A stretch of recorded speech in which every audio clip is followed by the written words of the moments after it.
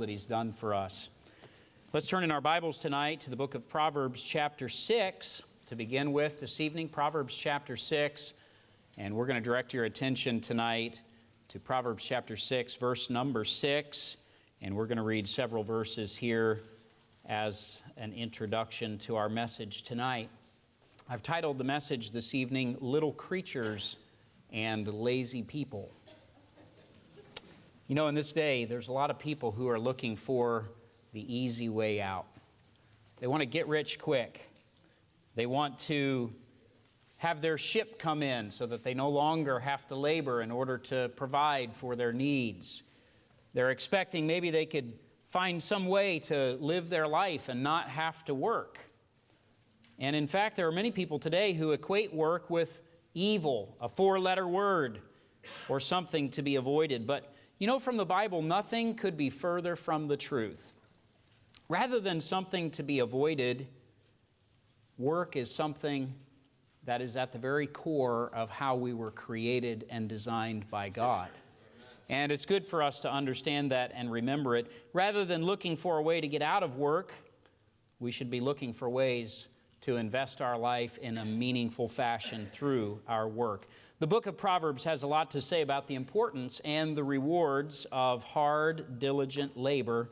And tonight we're going to study some of these verses and try to glean some wisdom for our lives. Look in verse number 6 of Proverbs chapter 6. The Bible says, "Go to the ant, thou sluggard, consider her ways and be wise, which having no guide, overseer, or ruler, provideth her meat in the summer and gathereth her food in the harvest.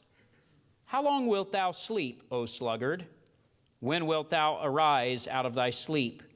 Yet a little sleep, a little slumber, a little folding of the hands to sleep.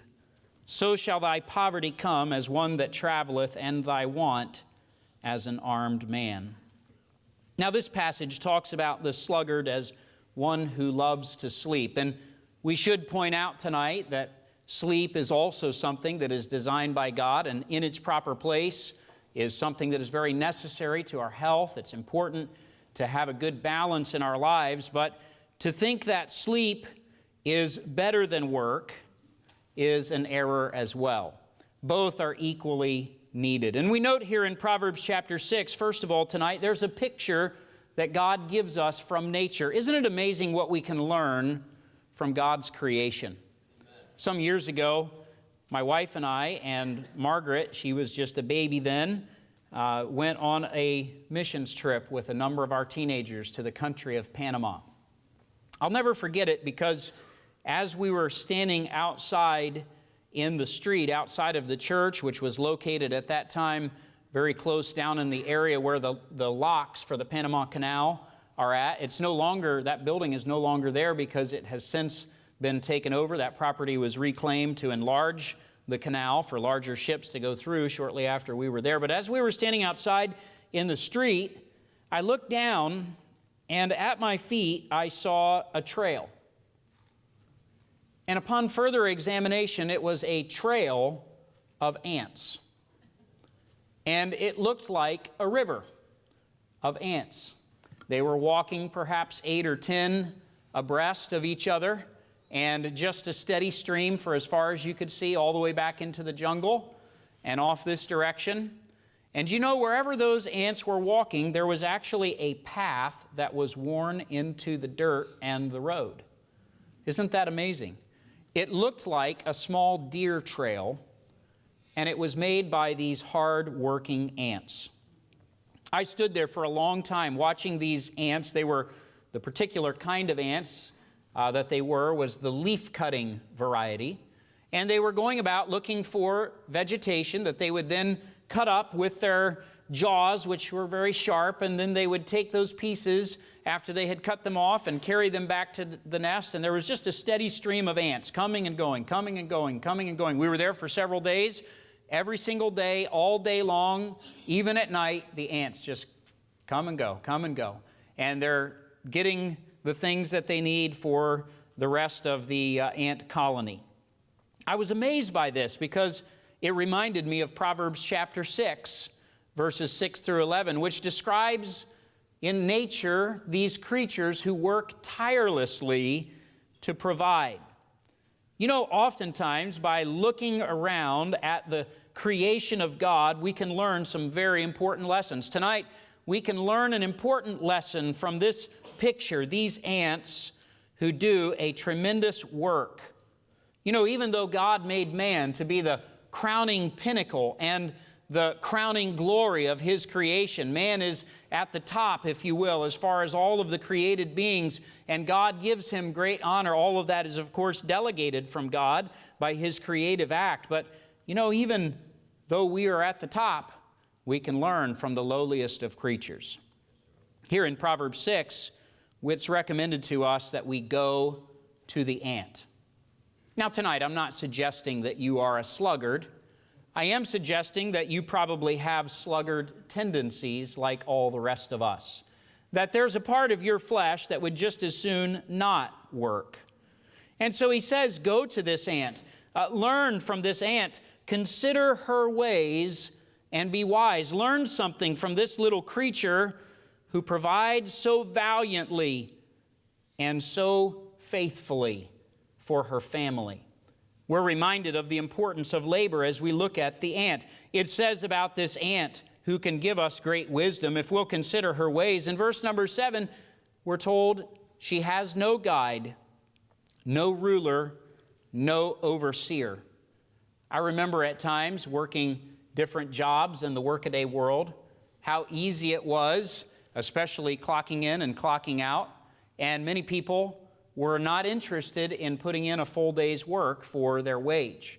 And usually they justified it by saying, well, I'm not getting paid that much, and so I don't think that it's fair for me to be expected to do those things. I remember one lady, she was an older lady in particular, that I worked with at one time, and in between our other responsibilities at that job, we were supposed to take any downtime and clean up around the front of the store where we were working.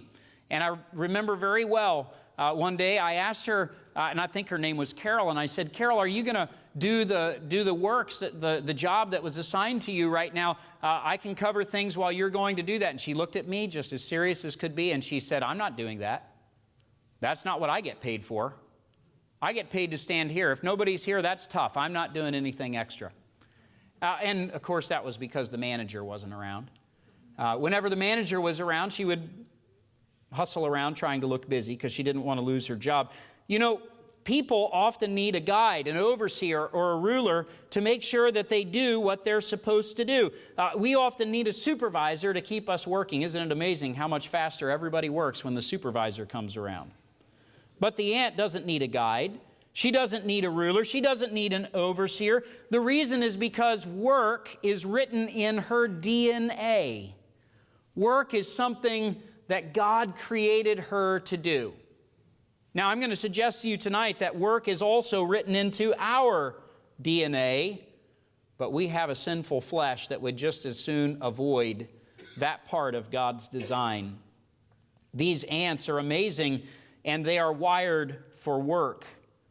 But we note that what she does there in verse number 8 is she provideth her meat in the summer and gathereth her food in the harvest. Think about that word, provideth. Think about how much work an ant has to do to provide all the food that is necessary, not only for herself, but for the rest of the colony as she goes about her work. No wonder an ant is so tireless. The need for provision is constant, and the need for provision is not for themselves alone. Much like when we work, we not only provide for ourselves, but we provide for those that are dependent upon us. We provide so that we can give to those who have a need. Instead of stealing, let him that steals steal no more, but rather let him labor that he may have to give to him that needeth. You see, the ant is providing for not only the entire colony, but the ant is also providing for the next generation. Much of the food that is brought in is to feed the larvae that are going to hatch and eventually become adult ants who will go and do more of that work. Each ant does their important part of the work, and they do an incredible work. An incredible amount of work is accomplished. She provideth, and then it says she gathereth. And when we think about gathereth, you know, the strength of an ant is infamous, isn't it? How much they can carry. Did you ever see an ant carrying what to us would be a crumb, but is greater than the weight of that ant's body? And that thing is hoisted up there, and off goes the ant, and it's going to drag it into the hole. And of course, I'll have to confess that as a little boy, when I would see that, I would try to disrupt the flow. I would try to knock the burden off of the ant and see what would happen, you know. But you know, these ants are diligent. They gather. Without gathering, there would be no food for the future. There would be nothing laid up. In our area, there would be nothing for the winter time. And specifically, there would be nothing for the following spring when all those busy ants start coming back out again. And we see that these ants are providing and they're gathering. They're fully engaged in this important work. And God says to us, you know, our labor ought to look a lot like this. We ought to be willing and ready to work like the ant does. We ought to pay attention to how they labor. They labor from sun up to sundown, and even long beyond that. They work. If they had fingers, they would work them to the bone. But of course they don't. I don't know how we describe that when they have an exoskeleton. When your bone is on the outside. Anyway. I know, biology came back in a hurry for some of you right there, and you got it. So there's a picture from nature that we see in the book of Proverbs, and God is telling us, learn something. Learn something from these ants. You know, sometime, if you haven't done it in a while, you ought to find a colony of ants in the spring and just sit there and watch for a while. Maybe put some crumbs of food out and see what happens, and just observe and watch these amazing creatures that God has made, because they can teach us something about how we ought to work. These little creatures, so diminutive, and yet so profound, the lessons that we can learn from them. Now, he tells us that in contrast to this ant is the sluggard. The sluggard, this is someone who is lazy and indolent, someone who's not at all interested in working, who we would say spends more time figuring out how to get out of work than they do doing their work. How many of us have seen a kid who worked much harder trying to avoid their chores than they did? And if they had just put that much energy into getting their chores done, they would have been done an hour ago. But they were so focused on getting out of their chores. You know, we ought to learn from the ant, and that's because deep down inside we have a tendency to be lazy, to be sluggards. So consider with me not only a picture, this picture that we saw from nature, but second of all, let's think about the peril of the lazy man. It's a dangerous thing to be a lazy person. The book of Proverbs spends a great deal of time describing this man. Turn with me, first of all, to Proverbs chapter 26 as we think about some of his characteristics. Some of the characteristics of the lazy man. In Proverbs chapter 26 and verse 14, I love the colorful language that is used here in these two verses. Proverbs 26:14 says, "As the door turneth upon his hinges, so doth the slothful upon his bed." Isn't that, can't you just see this guy in bed? And whenever I read this verse, I imagine the door with squeaky hinges. And I just see this guy,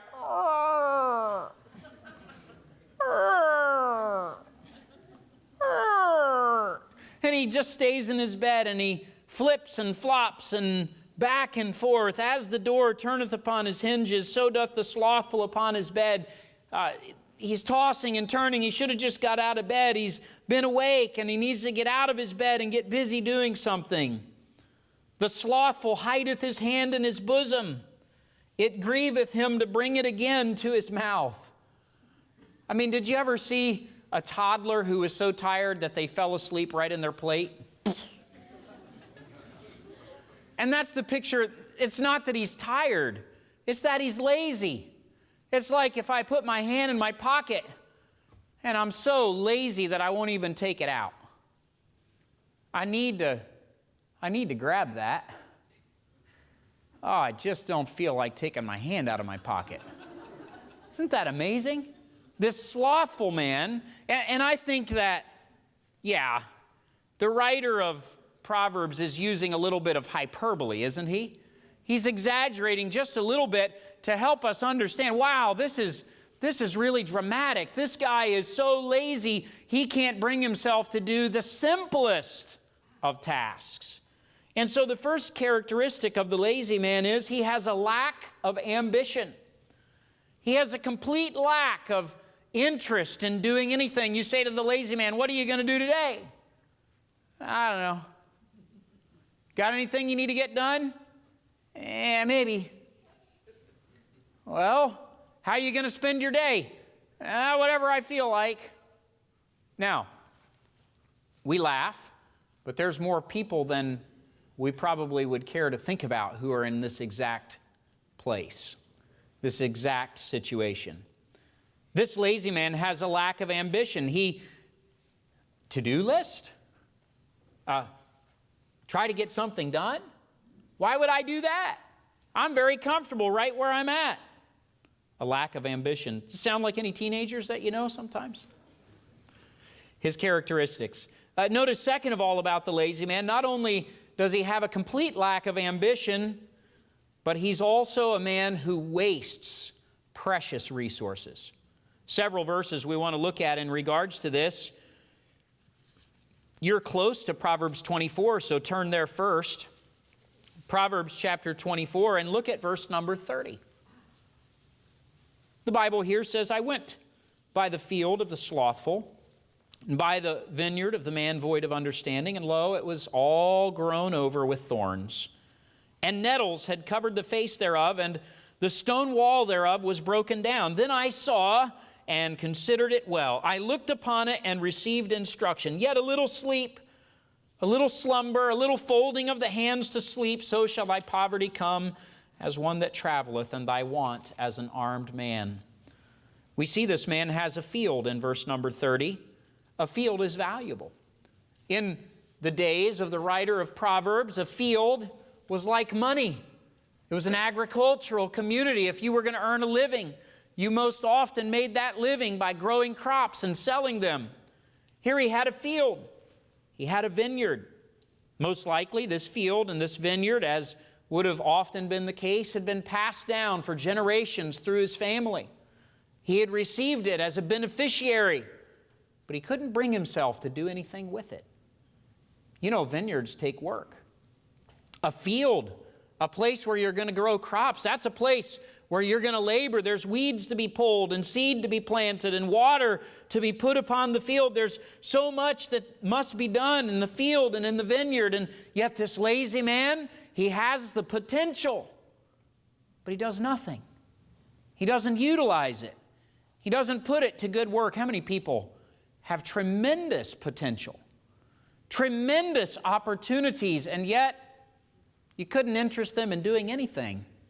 They'd just prefer, and in our day and age, we have a lot of helps with this that they didn't have when the book of Proverbs was written, like the television and the internet and video games. And, you know, he just can't bring himself to get up off of his lazy boy and do something with the field that's been provided for him.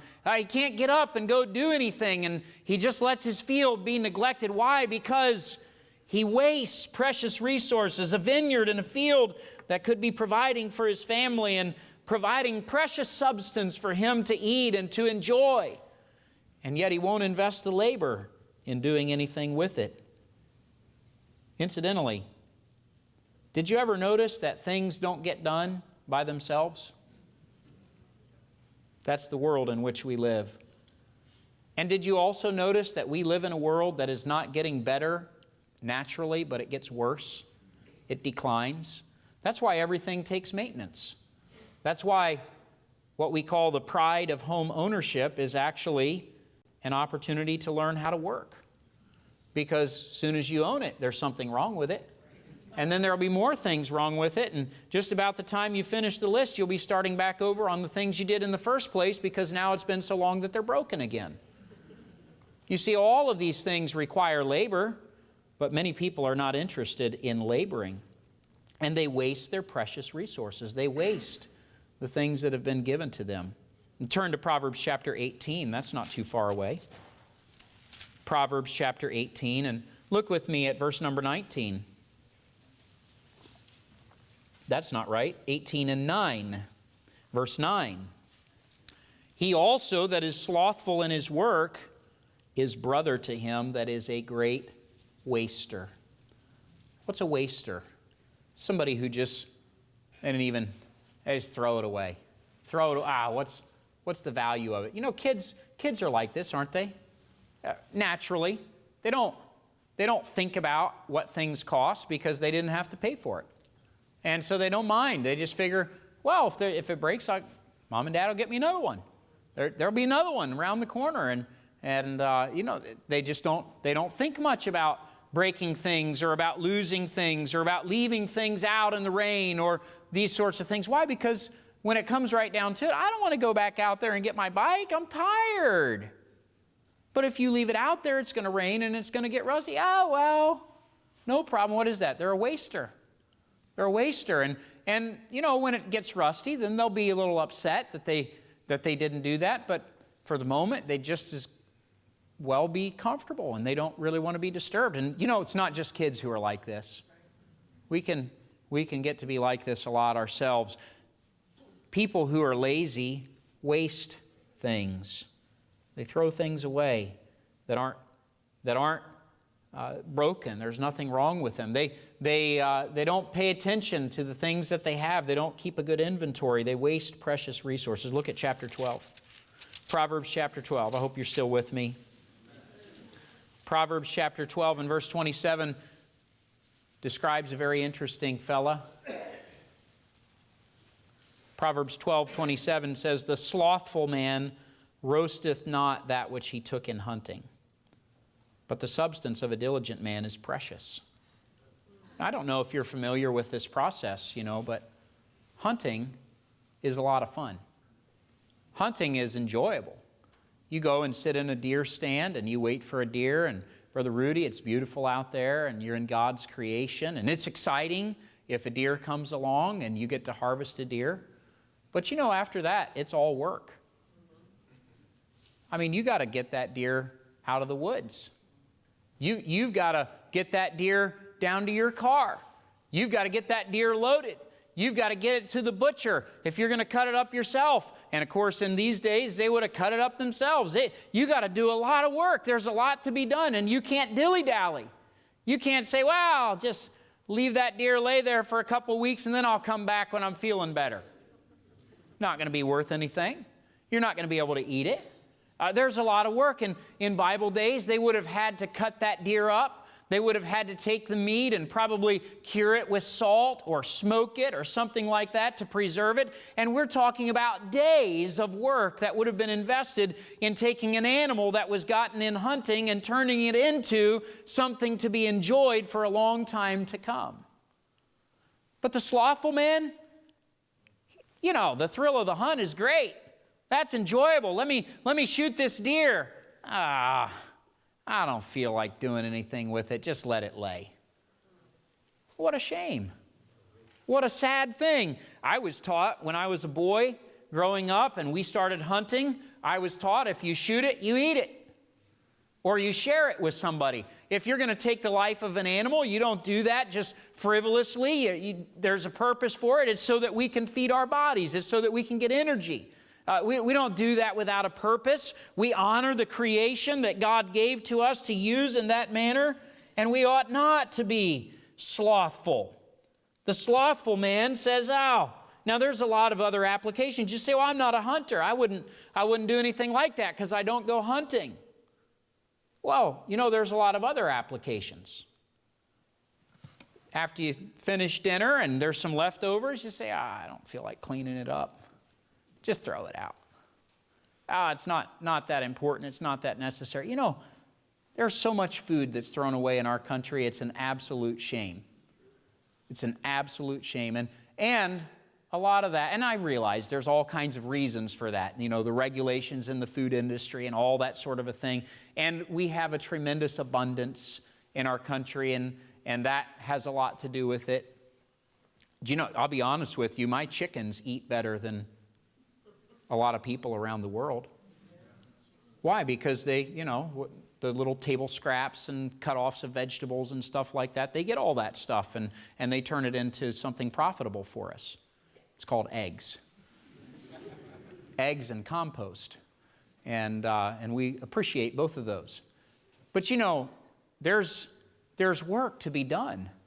There's labor if you're going to benefit. And if you're not going to invest labor, a lot of things are going to be wasted. You know, many people waste their homes.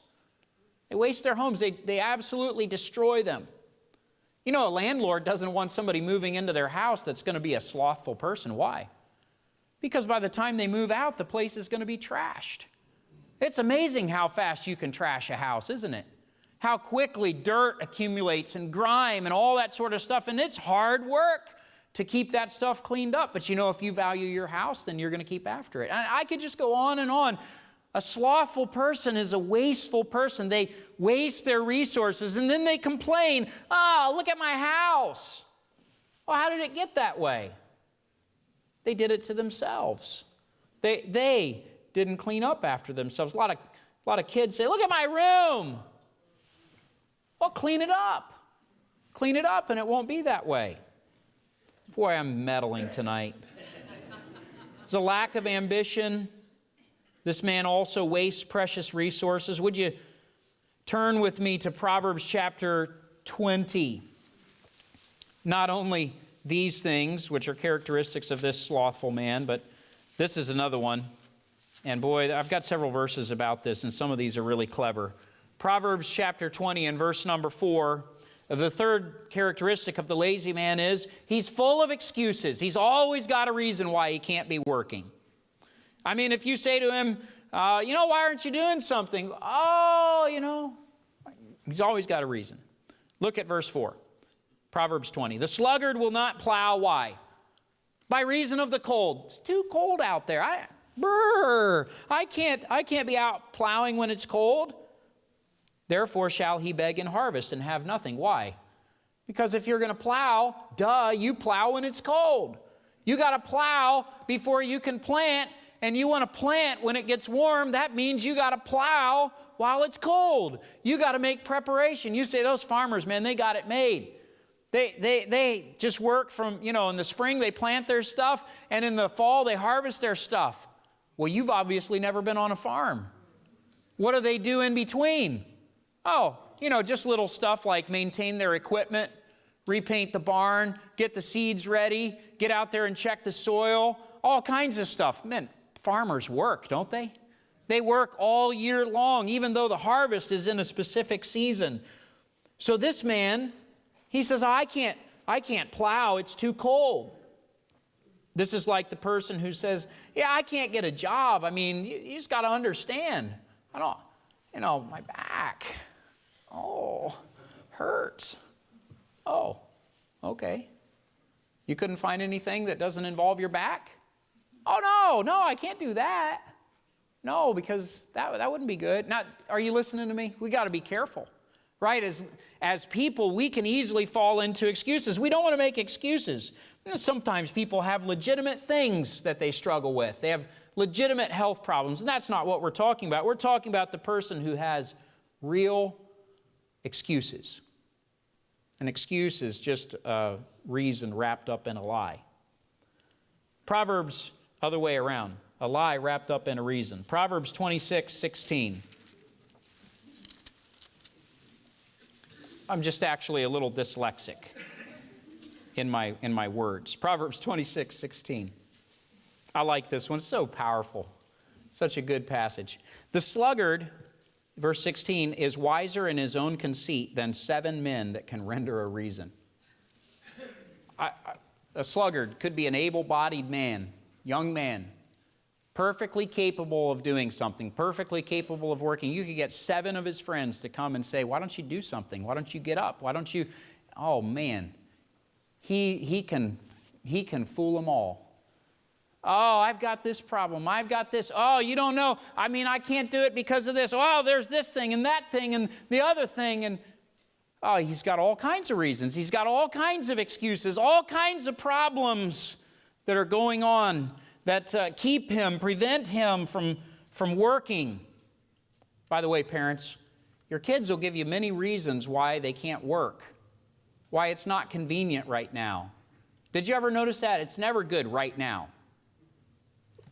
In a little while, Mom, in a little while, Dad, I'm sure I can get to it in a little while. It's always a little while, but that's not really going to be helpful, is it? So we want to encourage them to learn to work and to prioritize. Look at Proverbs 26:13. This is one of my favorites. Proverbs 26:13. The slothful man saith, there is a lion in the way, a lion in the streets. What's he saying? I mean, there might be a lion out there. You never know. This is like somebody saying, well, I can't get a job. Why not? Well, because people have accidents. In fact, I heard it on the news that, or on something I was listening to the other day, that the time of the greatest number of accidents is in the morning when people are going to work. It's dangerous out there. I can't be doing that and putting myself at risk. There's a lion in the streets. I just can't do it. He's full of excuses, all kinds of reasons why he can't work. Now, economics aside and unemployment and all that sort of thing, generally speaking, a life principle that I've observed is this. When someone wants to work, they find work. They find work. And the person who is unemployed, who approaches their unemployment like a full-time job, in other words, they put in 40 hours a week looking for a job, will often have a job in a very short amount of time. Why? Because the reality is that our human nature is to make excuses. And what we find oftentimes from, and this from conversations with business owners in our area, is the problem is not a lack of jobs. The problem is a lack of people who will genuinely work, who will invest their lives in that work. And so this sluggard has a lot of excuses. This is one of his characteristics. He's still okay? We're still friends? Proverbs 10. By the way, all of these things sound all too familiar to me. In other words, they're things that I'm very much in my flesh struggle against as well. Proverbs 10 and verse 26 says this, as vinegar to the teeth and as smoke to the eyes, so is the sluggard to them that send him. A fourth characteristic of the sluggard, of the lazy man, is he brings disappointment to other people. It's a tremendous disappointment. One of the illustrations that's used here, to be honest with you, I'm not sure about that vinegar to the teeth thing. I'm not sure exactly what that means. Maybe some of you know what that means. But I know what smoke to the eyes means. I remember years ago when I was younger. I'm still a young man. When I was younger, and some of you remember Mary and Barry Smith, who were here for many years, and their oldest son, Matt, was one of my best friends, and Matt and I would go camping together. And we had a couple of camping sayings that we threw around. One of them was, when you go camping, the smoke follows you. So, did you ever notice this around a campfire? Wherever you sit, the smoke blows in your face. And then you move, and the smoke blows in your face that direction. You think, what is going on here? Do I have a smoke magnet? So, quite literally, when we would go camping, we would often make our campfire, and then we would put seats all the way around the fire. Why? Because we got tired of moving the seats. So we would just move from seat to seat as the smoke moved around, because who wants to sit there and get smoke in your eyes? It hurts. You know, a sluggard is like that. Somebody sends a lazy person to do a job. That's like getting a huge cloud of smoke go in your eyes. You're going to regret it. You know, in fact, anybody who has employees who works for them will tell you they'll give all the jobs to the person who gets it done rather than give anything to the person who doesn't get it done. Because it doesn't matter how much you cajole and how much you bargain and how much you plead, they're just not going to do what you ask them to do. And it'll be frustrating. They bring disappointment to others. A lazy man will be a disappointment to his family because he won't provide for them, and he'll always have a reason why he can't. A lazy woman will always be a disappointment to her family because things won't get done, but she'll have lots of reasons why they don't get done. And we could go on and on. Lazy children will be a disappointment to their parents. And how? Because as they get older, that laziness doesn't miraculously go away when they're 18. And before you know it, mom and dad are trying to pay all their bills and pay their own bills. And what's the problem? Well, a lot of times it's just plain old laziness. And so this lazy person brings disappointment to others that are around them. What is his destiny? That's his characteristics, what he's like, but what's his destiny? Well, just three things real quick. First of all, laziness results in unfulfilled expectations. We saw a little while ago, now it's been too long, so let's look at Proverbs 13. We're going to have to pick up the pace a little bit here. Proverbs 13, verse 4. The soul of the sluggard desireth and hath nothing, but the soul of the diligent shall be made fat. A lazy person has desires for things just like anybody else. They want things, but they can't get them, at least not in a legitimate way, because they're not willing to work. So he has unfulfilled expectations.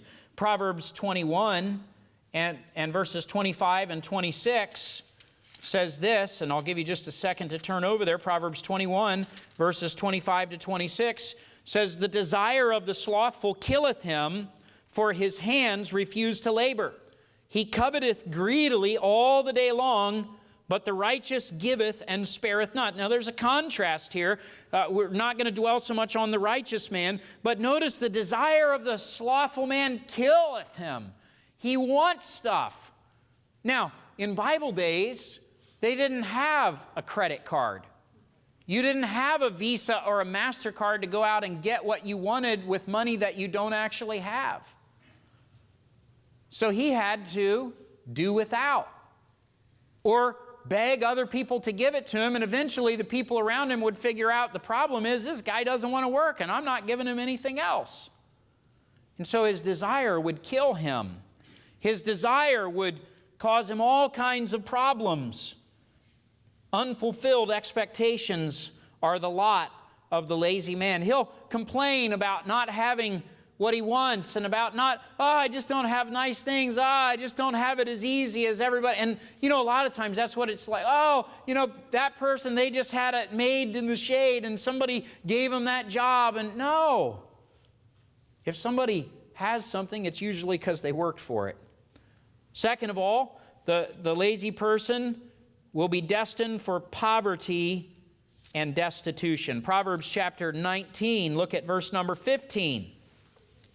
Proverbs 19 and 15, the Bible says, slothfulness casteth into a deep sleep, and an idle soul shall suffer hunger.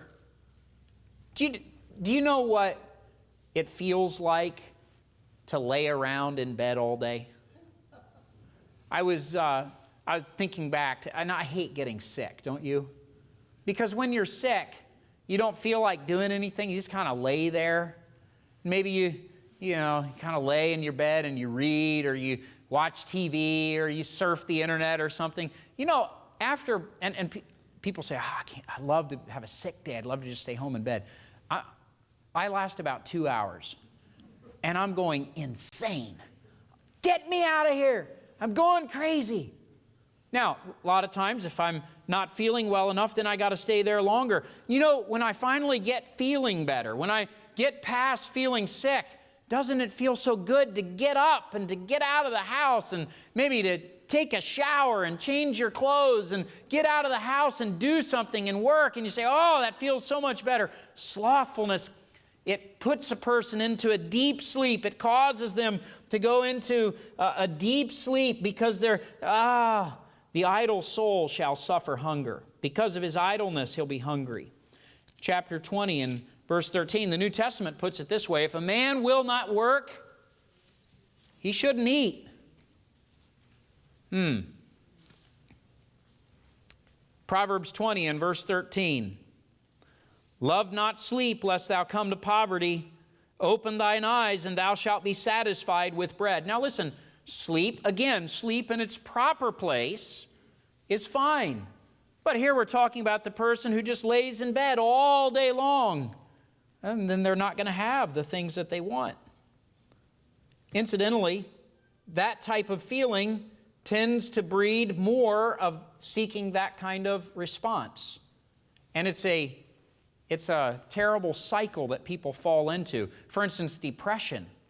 And we talked about this a little while ago when we were dealing with depression. You know, one of the best things you can do for depression is get up and do something. But it's the very last thing that you feel like doing.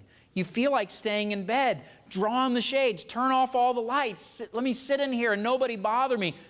But you know, if you do that, you're going to get more depressed. One of the best things you can do is get up and do something whether you feel like it or not. Now, I'm not going to say that it's going to miraculously take your depression away overnight. I'm just saying that it's the best thing you could do. Same thing with laziness. You say, I don't feel like working. Who cares how you feel? Get up and do something anyway. Proverbs 15. It's for your own good. Proverbs 15, verse 19. Third of all,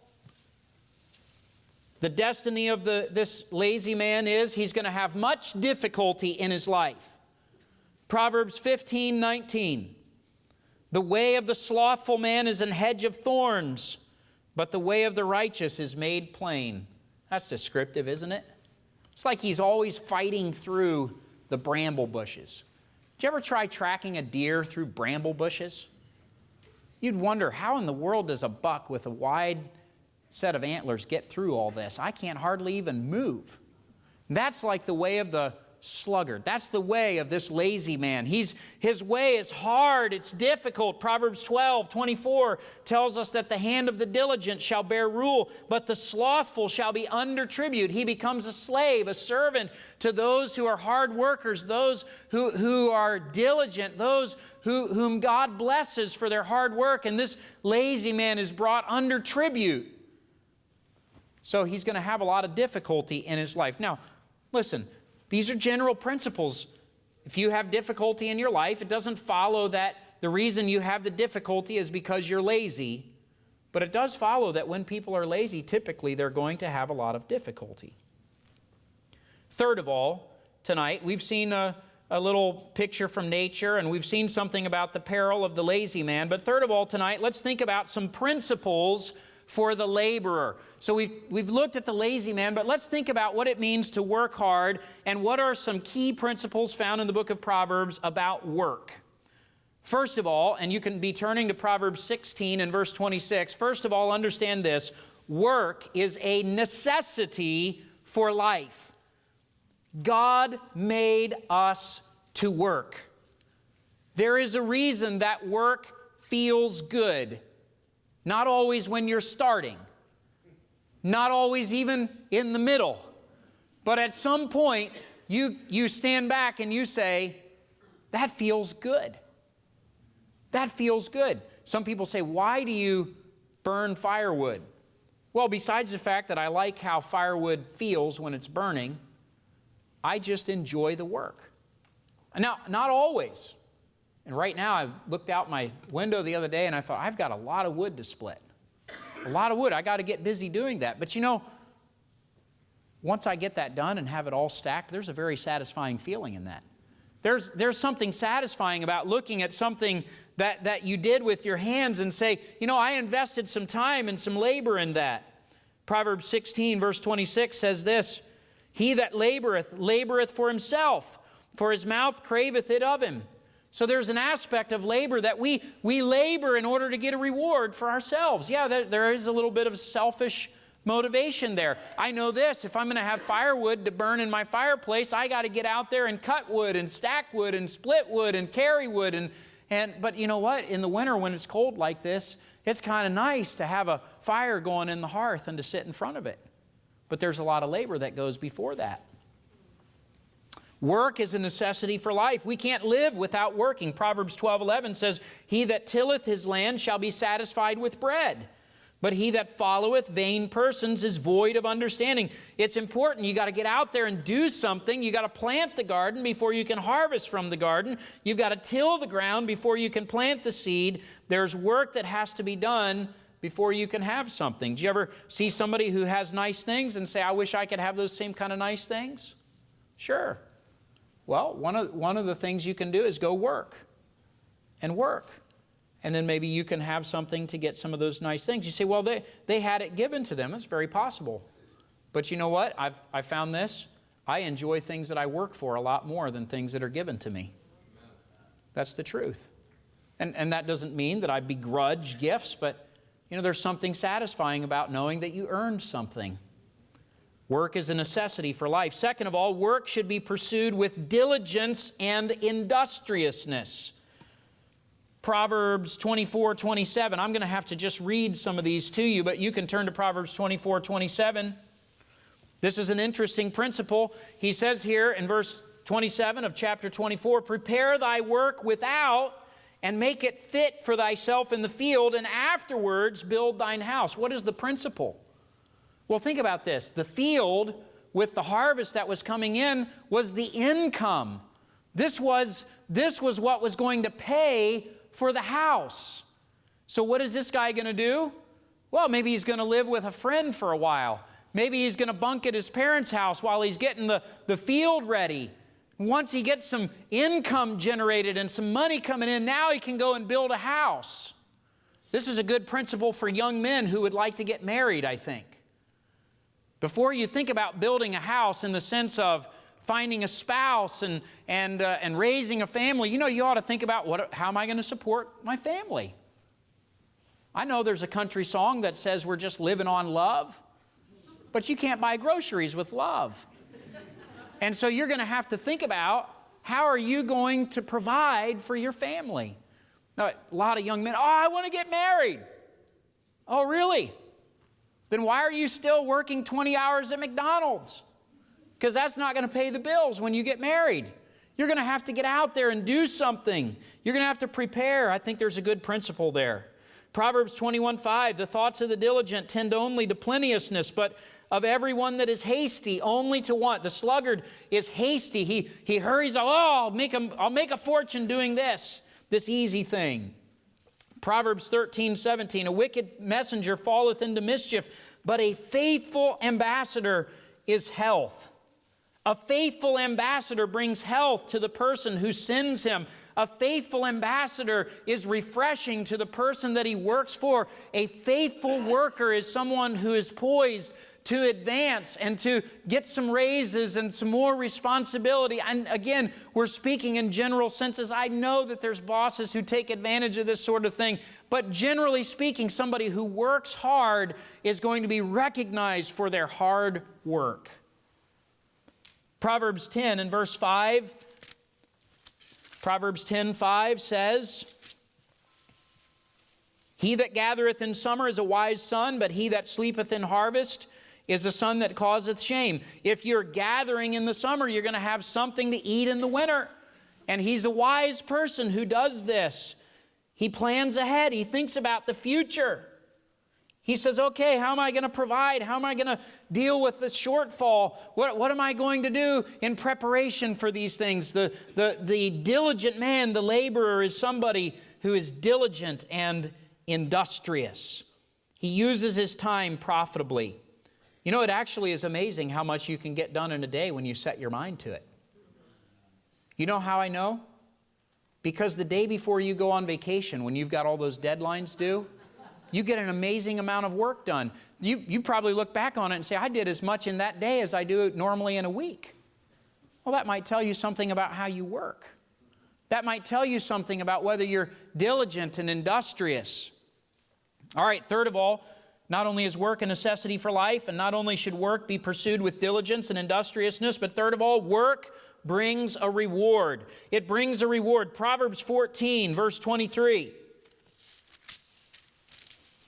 Says this, "In all labor there is profit, But the talk of the lips tendeth only to penury. Penury is poverty. Hey, talking about working is not working. Bragging about what you're going to get done is not the same as doing it. So you have to put some feet to your plan. You have to get out and do it. You know, if you're working, there's some profit. You say, well, I didn't get paid for it. There's still profit. There's still a benefit. There's still something that you can gain from it. Proverbs 13, verse number 4, the soul of the sluggard desireth and hath nothing, but the soul of the diligent shall be made fat. That idea of being made fat is of being satisfied, of being completely satiated with from your hunger. It's the idea that you have what you need. Work brings a reward. Proverbs 13, you still there? Look in verse number 11. Proverbs 13:11 says, wealth gotten by vanity shall be diminished, the lottery, but he that gathereth by labor shall increase. And it's not just increase financially, but increase in many other ways. A person who learns to work hard ends up learning many valuable lessons. Look at Proverbs 22 and verse 29. Oh, I've got to get done. Proverbs 22 and verse 29. Seest thou a man that's diligent in his business? He shall stand before kings. He shall not stand before mean men. In other words, because he works hard, because he's diligent in his business, there's a reward that comes with it. There's more responsibility. People recognize that and they trust him. He's somebody that the boss can give a job and not have to come back and check on him every 30 minutes to make sure he's doing it, but he can just depend on him.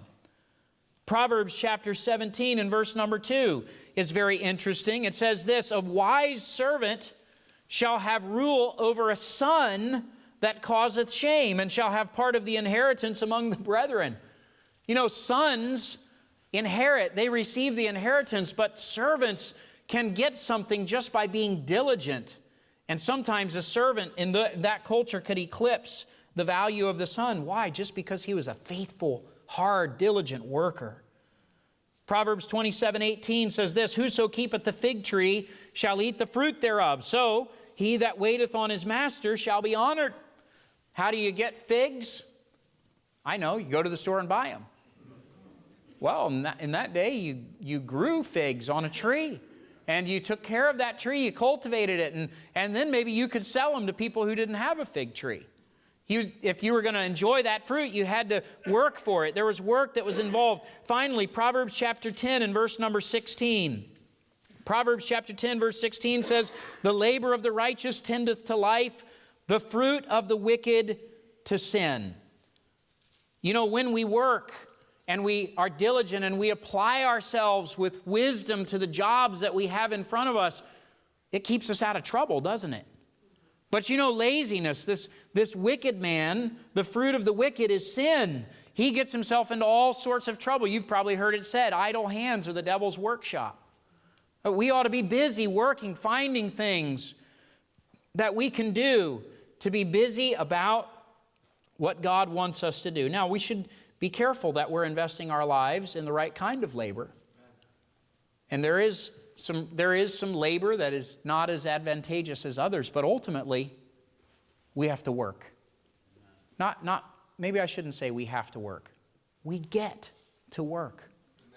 God wired us for work. It's very satisfying to complete a job and to say, praise God for the strength that I had to complete that job. It's a very satisfying thing. I hope that you'll meditate on these things and maybe tomorrow get out there and get some work done. Father, thank you for this time together. Bless our prayer time now as we remember these requests before your throne. We ask and pray these things in Jesus' name. Amen.